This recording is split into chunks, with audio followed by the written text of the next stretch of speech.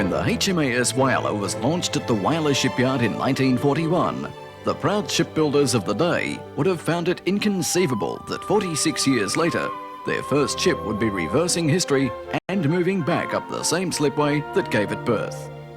Just as amazed would have been the wartime crew, had they known that their ship would finally retire as the centrepiece of a unique maritime museum set 2 kilometres inland and 2 metres off the ground. But in Whyalla, the unbelievable happened.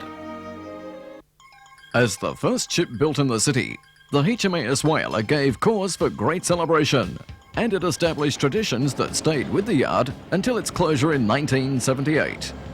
As a war vessel, the corvette Whyalla played a varied and decisive role in activities off the east coast of Australia and in the dangerous waters around New Guinea.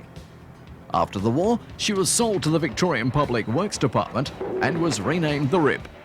Here, she was employed on blasting operations to clear a dangerous stretch of water at the entrance of Port Phillip Bay. In 1984, she was sold again, this time to the Whyalla City Council. She was then sailed under her own steam back to the city of her birth, and it is here that we pick up the story of her final move.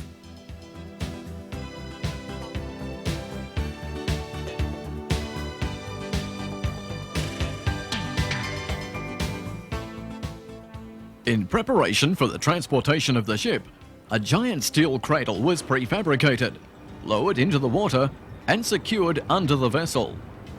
Its construction had called on all the skill and manpower of the local Whyalla Fabrication Company, and the move itself was an engineering feat that had attracted Australia-wide interest.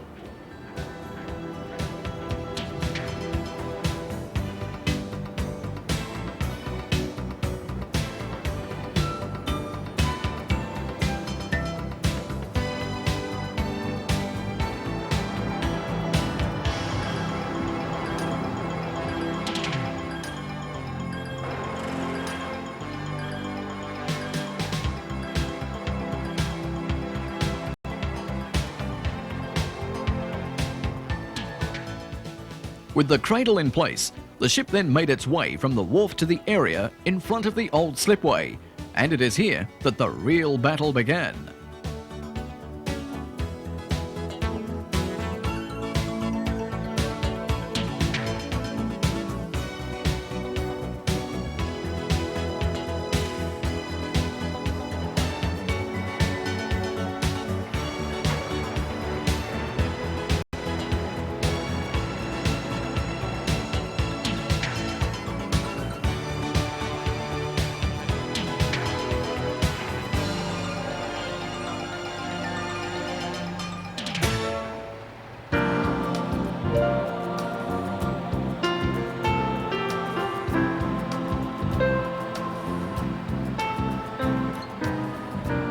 Plans by WA contractor Dawson Offshore were to have the ship on site within 2 to 3 weeks. And the day the Whyalla was due to start her journey from BHP Harbour, several hundred onlookers were ready. Television crews had flown in from Adelaide, and many official photographers were in place. However, no sooner had the task of winching the vessel up this specially laid track begun, when disaster struck. The ship became stuck on the end of the old slipway, and it suddenly seemed that this vessel, which had spent so many years at sea, was now determined not to leave it. She became known as the Reluctant Lady, and the battle she waged against the Dawson men provided them with many sleepless nights and untold frustrations.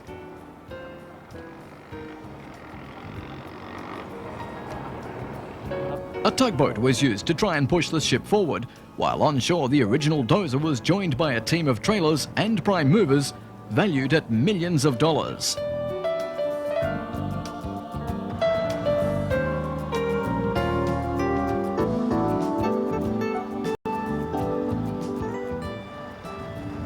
Straining to full capacity, this combined force slowly but surely proved decisive.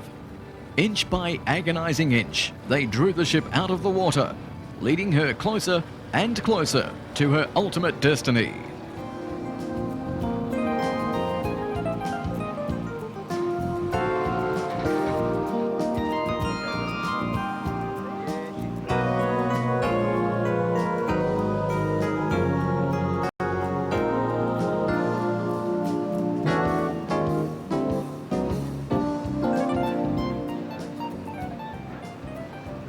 In the end, it took 5 days to winch the ship up to a position where the bow was above the low water mark.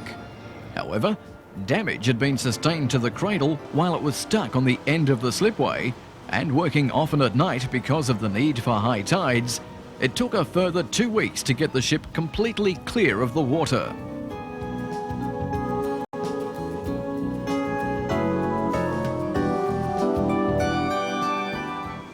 With the ship now on dry land, the next stage of the job was about to begin.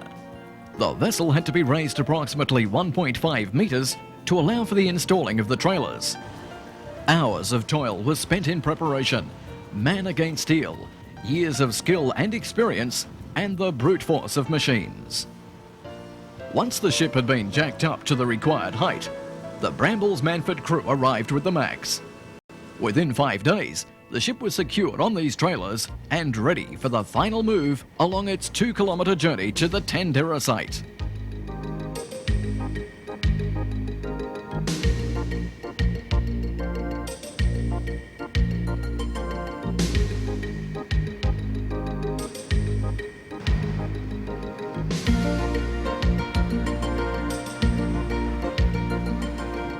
$220 tons of trailers with 328 wheels, assisted by 2 prime movers and valued at $4 million, provided the drive required.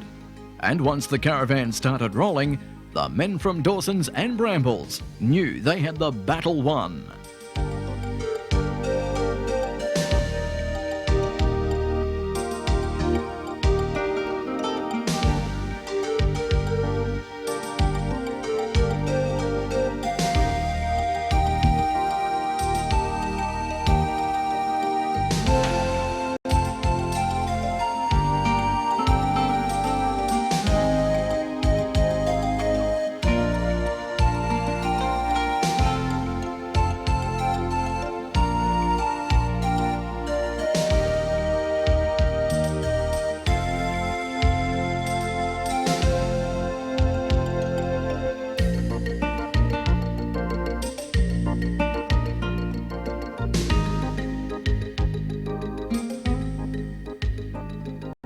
While the move was now near complete, the final securing of the ship required the input of further skill and accuracy from the Dawson and Bramble team.